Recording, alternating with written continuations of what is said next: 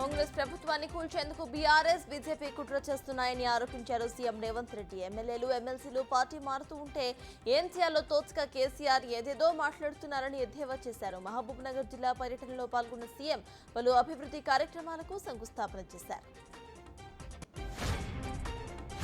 ఏపీలో విద్యుత్ కోతలు జరగకుండా చూడాలని సీఎం చంద్రబాబు అధికారులను ఆదేశించారు. లో వోల్టేజ్ సమస్యలు లేకుండా నాణ్యమైన కరెంట్ ఇవ్వాలని సూచించారు. ఇక నుంచి పవర్ కట్ లేకుండా చూసుకోవాలని, ఎక్కడి నుంచి ఫిర్యాదు వచ్చినా కూడా ఊరుకోబోనని హెచ్చరించారు. అలానే విద్యుత్ శాఖపై బాబు శ్వేతపత్రం విడుదల చేశారు.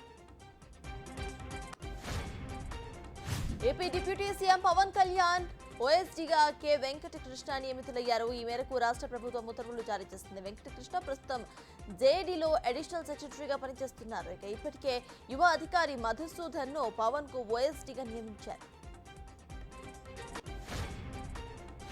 ఏపీ పాలిసెట్ 2024 నోటిఫికేషన్ విడుదలయ్యింది. డిప్లొమా కోర్సుల్లో ప్రవేశాల కోసం దరఖాస్తులు స్వీకరిస్తామని అధికారులు తెలిపారు. జూలై 11 నుంచి 14 వరకు దరఖాస్తులకు అవకాశం కల్పించారు. జూలై 16న సీట్ల కేటాయింపు, జాయినింగ్ కు జూలై 20వ తారీఖున అవకాశం ఇస్తున్నట్లుగా వెల్లడించారు.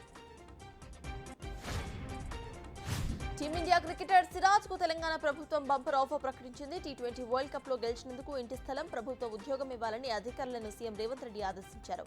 హైదరాబాద్ పరిసరాల్లో ఇంటి స్థలం గుర్తించాలని సూచించారు. సింగరేణిలో ఉద్యోగాలు, ప్రభుత్వ ఉద్యోగుల బదిలీలు పేరుతో కోట్లాది రూపాయలు దండుకుని మోసగిస్తున్న ముఠాను కొత్తగూడెం పోలీసులు అరెస్ట్ చేశారు. సింగరేణిలో క్లరికల్ సహా ఇతర ఉద్యోగాలు ఇప్పిస్తా అంటూ మోసాలకు తెరలేపారు దాసు హరికృష్ణ అండ్ గ్యాంగ్. 13 మందితో కూడిన ఈ ముఠా 2018 నుంచి 60 మంది నుంచి దాదాపు 4,80,00,000 దాకా వసూలు చేశారు. ఈ ఘటనలో 11 మంది అరెస్టు చేయగా మరో 3 పరారీలో ఉన్నారు. రాష్ట్రంలో మరో 2 రోజులు భారీ వర్షాలు కురుస్తాయని హైదరాబాద్ వాతావరణ కేంద్రం తెలిపింది. రేపు ఉదయం నుంచి ఆదిలాబాద్, నిజామాబాద్, జగిత్యాల, వరంగల్, ఖమ్మం, మెదక్ జిల్లాలో భారీ వర్షాలు పడతాయని అంది. మిగతా అన్ని జిల్లాల్లో కూడా మోస్తారు వర్షాలు కురుస్తాయని ప్రజలు అప్రమత్తంగా ఉండాలని సూచించింది. దేశవ్యాప్తంగా కలకలం సృష్టించిన నీట్ పేపర్ లీక్ కేసులో సీబీఐ అధికారులు తాజాగా బీహార్లో మరో 2 అరెస్ట్ చేశారు. ఒకరు నీట్ ఎగ్జామ్ రాసిన వ్యక్తిగా, మరొకరు నీట్ అభ్యర్థి తండ్రిగా గుర్తించారు. వీరిని విచారించి కేసులో ఇన్వాల్వ్ అయిన వారిని సీబీఐ గుర్తించబోతుంది. భారత ప్రధాని నరేంద్ర మోదీకి రష్యా అత్యున్నత పురస్కారం the Order of Saint Andrew the అపోలిస్ ను రష్యా అధ్యక్షుడు పుతిన్ ప్రదానం చేశారు. అయితే 2 దేశాల మధ్య ద్వైపాక్షిక సంబంధాలు మెరుగుపడేలా కృషి చేసినందుకు పురస్కారాన్ని అందజేసినట్లుగా పుతిన్ తెలిపారు. ఈ గౌరవం భారత ప్రజలందరికీ కూడా దక్కిన గౌరవంగా భావిస్తున్నానని మోదీ అన్నారు. పురస్కారాన్ని దేశంలోని 140 కోట్ల ప్రజలకు అంకితం ఇస్తున్నామని అన్నారు. దేశాల మధ్య ఎల్లప్పుడూ కూడా స్నేహపూర్వక సంబంధాలు కొనసాగుతాయని స్పష్టం చేశారు.